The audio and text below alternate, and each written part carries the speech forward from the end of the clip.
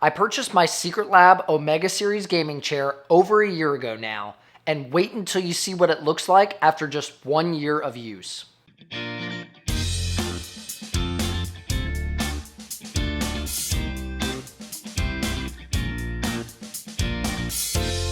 Hey YouTube, what's going on? I'm Danny with Danny's Tech Channel. Sorry to get the little teaser out there, but it got you into the video, didn't it? As you can see, my SecretLab OMEGA series gaming chair is in perfect condition. It looks really good, and I'm not lying, I've used it for a year continuously. There's a lot of people that have horror stories about these chairs. This is the 2020 series model. If you haven't already checked out my video, you can take a look at it up here in the YouTube card, and then you can come back and see my follow-up video if you want. But like I said, a lot of people's videos have pictures and videos showing the chair just chewed up, ripped apart. As you can see, my chair does not look like that at all. Just a little background on this. This is the 2.0 PU leather, the 2020 model, and I have the House Stark edition, which is a limited run that they were supposed to have, but you can still buy them all day on SecretLab website, so I guess it's not really that limited. First thing I want to look at is the negatives. I'm going to start out with the bad and end with the good. Very first thing that's kind of a negative is the chair is much firmer than I thought it would be. I guess I should have done a little bit more research, but I thought it would be a little bit more plush. This is an extremely firm chair, so if you don't like chairs that are firm, this is probably not the chair for you. The flip side of that is they do give you the nice head neck pillow, and then they also give you the lumbar support pillow as well. Just a couple tips and tricks for people that are looking to get this chair and want to make the most use out of it. I like to alternate between not having the lumbar support and throwing the pillow in there, because the pillow, as I have here, is actually a foam, like a soft foam, and it's memory foam. When you squeeze it, it kind of pops back up.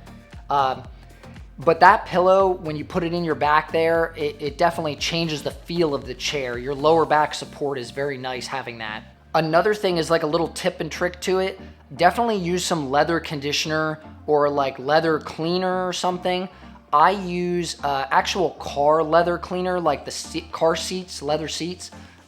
It's a company called Griot's Garage. They sell all kinds of high-end car cleaning products. I can leave a link in the description below if you want to check it out. But I've been using that stuff for a year, probably about once a month. I just wipe the whole chair down and it gets all the sweat and everything off of it and keeps it looking fresh. Speaking of the leather conditioner or the leather cleaner, I had to use the leather conditioner on the back side here quite often because my desk, as you may have seen in some of my old videos, the problem with it is when the chair leans up against the desk, it actually makes a mark from the desk onto the chair. Now, it's probably just because I have the white model. If you had the black model or a darker charcoal color, you probably wouldn't see something like that. But just be wary if you're looking for this. It will show marks on the chair just rubbing from one compound to another. The third problem that I had with the chair is the armrests. Now, I've fixed this problem on my own, but the armrests have the adjustable height support. If you squeeze the tabs and lower them all the way to the ground, they actually will squeak. It'll squeak like that if you're resting your elbow on it and you're trying to game or anything. The remedy that I found for this is if you lift up on the armrests one notch and let them lock into place, you won't have that metal rub sound anymore.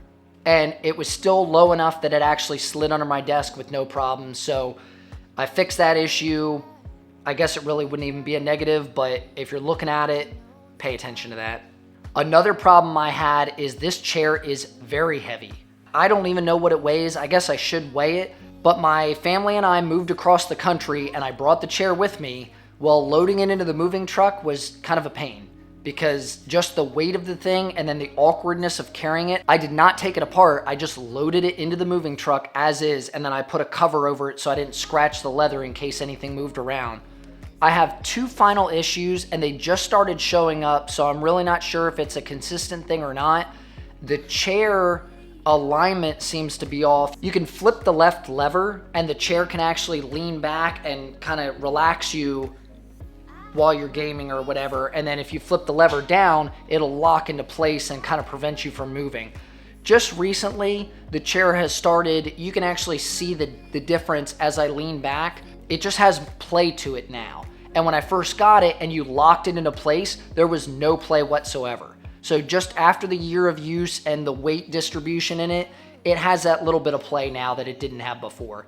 And then the final thing is the bottom cushion, the seat cushion, has started showing a little bit of a divot where someone would be sitting at, where your butt kind of goes.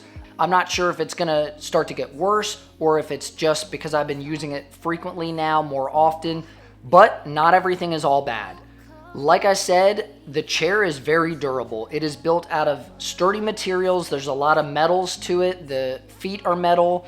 The wheels are actually very high quality. They're like a tough rubber and they roll across carpet perfectly fine. I use the chair on hard floor 90% of the time, so I really haven't needed to have it roll on carpet, but it is a very smooth chair. And like I said, the quality, the craftsmanship, the workmanship on the chair, you can tell it's a more premium chair. Another thing I really liked is it's easy to clean.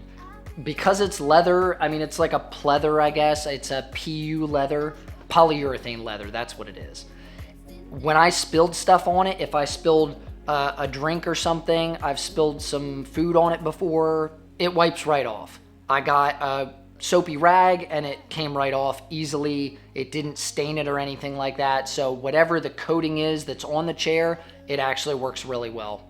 And then adjustability is great. Like I showed in the original video, you can recline the thing all the way back. You can adjust your armrests up, down, side to side. You can pivot them. I mean, there's so much functionality as far as making the chair fit the user. That alone is a huge positive in my eyes. And then the final positive note I have is, even though the chair is very firm, it's comfortable. I don't know if that makes sense or not.